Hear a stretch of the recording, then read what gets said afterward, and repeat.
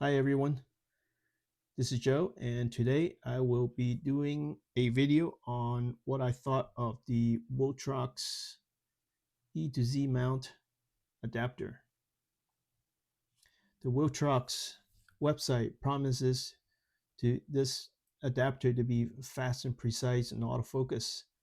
It's full support of metadata transfer. It full support of stabilization on lens or on body. So even though this is no earth-shattering technology. Some other companies already done this, but for $100, I couldn't resist but to get one and see how it performs against some of the other brands. And to be more specific in what I'm going to be using, I'll be using the Sony 200 to 600 G OSS lens and with a Nikon Z7ii body. All right, let's get to it.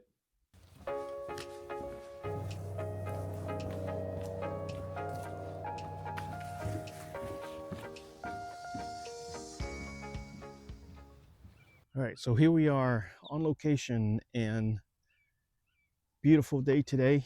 And there's a lot of noise going on, a lot of birds. I don't know if you can hear it or not, but it's going to be a beautiful day and it is just teeming with life here. We'll put the adapter through its paces and let's see how well it perform. Just right up there, there's a couple of beavers swimming around.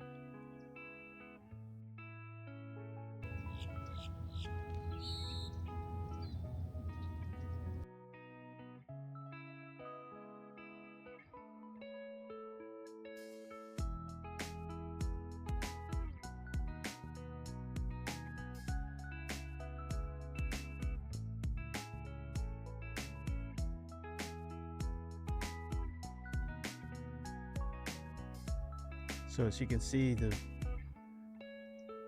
water's really low. Still though, there's still a lot of birds.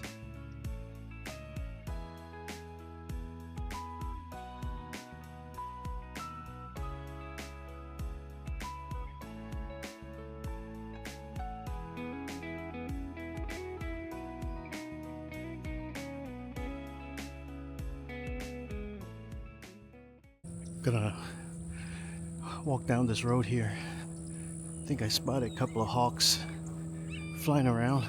I can hear him. There he is, up in that tree.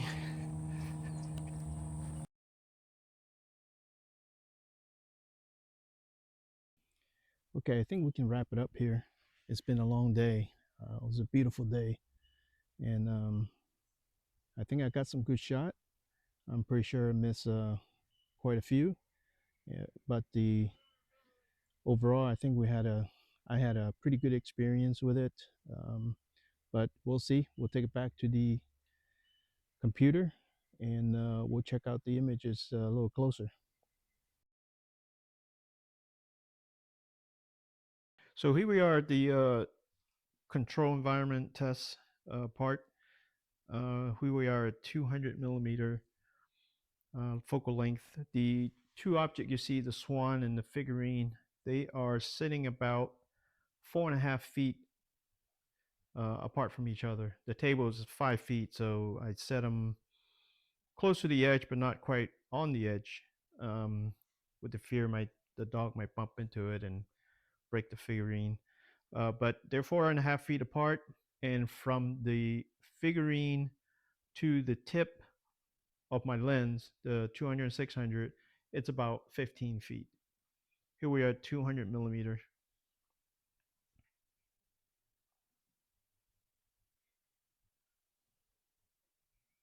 For the most part, it seems to be working pretty well, but I am seeing from time to time, and you might not be able to see it here because it's quite small on my screen, but it might be a little better once I show the recorded.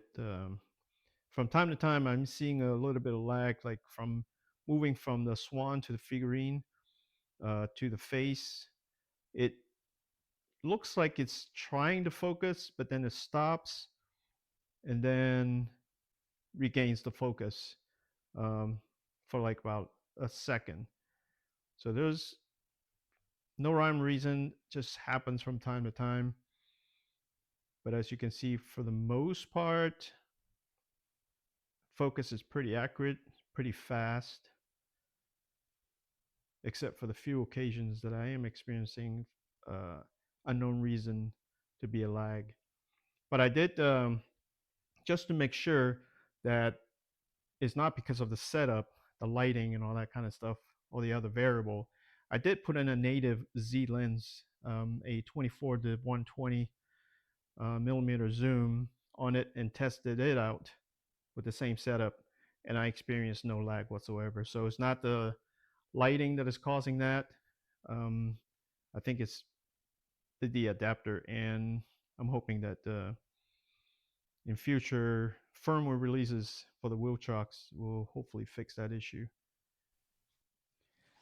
So this is at 400 millimeter, and I'm pretty much seeing the same thing. Um, it seems to be working pretty well. It's fast.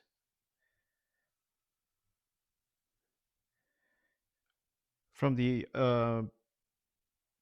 other videos that I seen on the Mega Adapt, seems like the adapter used for some of these super zoom lens seems to be the one that gives most people problem. For the other shorter lenses, it seems to perform pretty well, and probably no difference here with the Viltrox adapter. Um, but as you can see, for the most part, it is performing quite well, and it's fast. Um, I am not seeing the lag here um, while I'm recording this, but I am other times that I testing this, I did see that lag that I was experiencing. So, but it's not showing up now. It seems to be working real good. Here we are at 600 millimeter.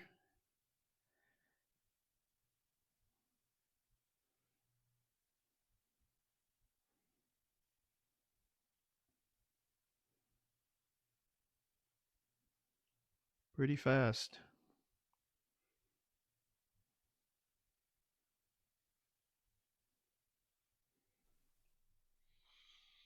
And here's an example of the eye tracking, the human eye tracking locked into the figurine.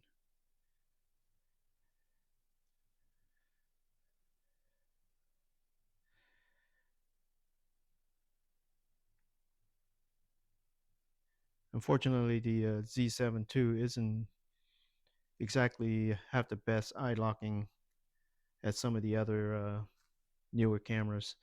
I do wish that Nikon would have a firmware upgrade to improve the eye tracking of humans, animals, birds, and other things. So here's my opinion about it. It's $100. If you have a Z camera and you have some E-mount Sony lenses, it's $100.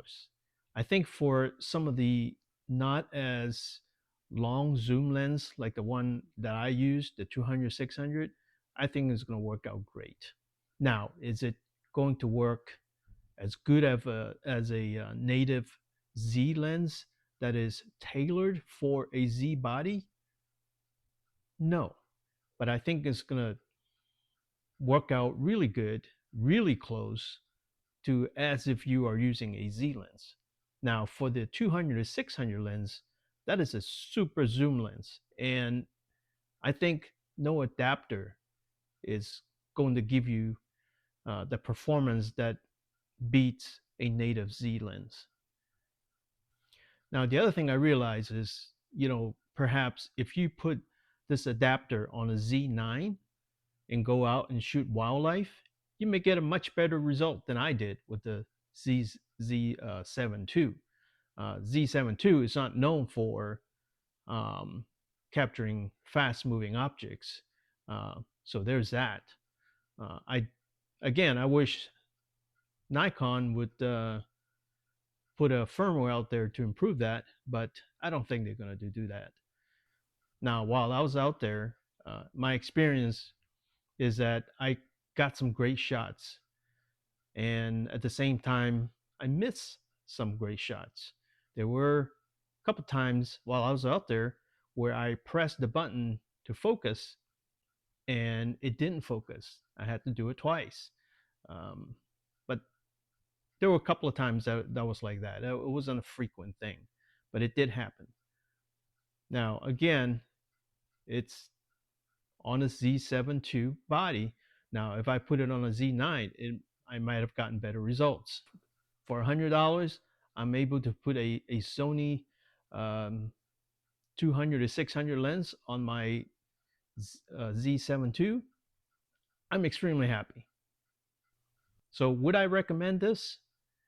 Absolutely. For $100, I would recommend this adapter for anybody. So thank you again. Thanks for watching, and we'll see you next time.